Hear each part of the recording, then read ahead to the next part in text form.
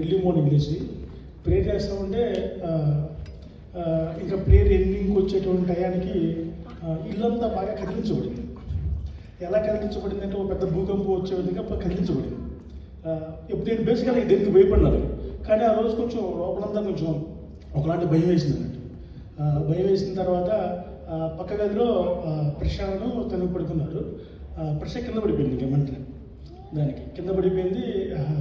కానీ తను పెద్దగా ఏడలేదు, ఎందుకంటే ఆదావమైన దేవుడు కలుగు చేసాడు అనే రీతిగా ఆమె కూడా మంచి నిద్రలో ఉంది అన్నట్లు, ఏడలేదు అన్నట్టు. ఏంటి ఇలా జరిగింది అని చెప్పేసి అని ఎర్లీ మార్నింగ్ తర్వాత లేచిన తర్వాత ఆ బ్రదర్ గారికి ఫోన్ చేసి బ్రదర్ ఇలా జరిగింది మరి ఏంటి అన్నప్పుడు బ్రదర్ చెప్పిన మాట ఏంటంటే ఇలాంటివి బేసికల్గా జరగవు, కానీ ఇది ఒక మహాశ్రమలో గుర్తు అని చెప్పేసి బ్రదర్ చెప్పాడు నాకు.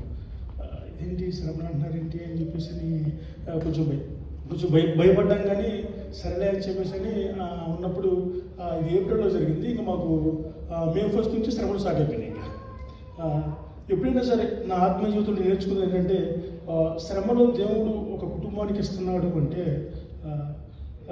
ఒకటే తీసేది. మా దగ్గర ఉన్న ఫస్ట్ తను జాబ్ చేసాడు, తర్వాత నా జాబ్ చేసాడు, తర్వాత మా దగ్గర ఉన్న మనీ అంతా స్కాటర్ అయిపోయి కూడా పోయినాయి.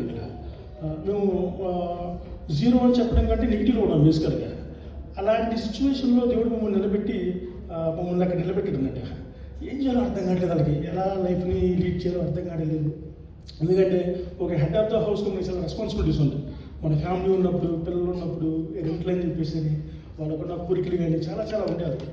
ఎలా లీడ్ చేయాలి ఏంటి అనేది అసలు అర్థం కావట్లేదు వాళ్ళకి. అప్పటికి దగ్గర ఒక 40 days ఫాస్టింగ్ ప్రేయర్ చేసుకున్నాను. ఇంకా ఇరిటేషన్ అది వచ్చింది కదా అని చెప్పేసి అని సరే అని చెప్పేసి అని ఇద్దరు మాట్లాడుకున్నాం.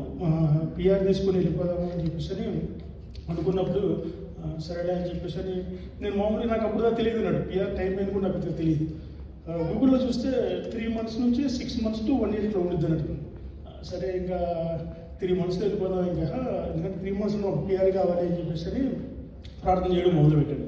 ఎందుకు 3 months నుండి నేను నాకు పిఆర్ కావాలని ప్రార్థన చేశానంటే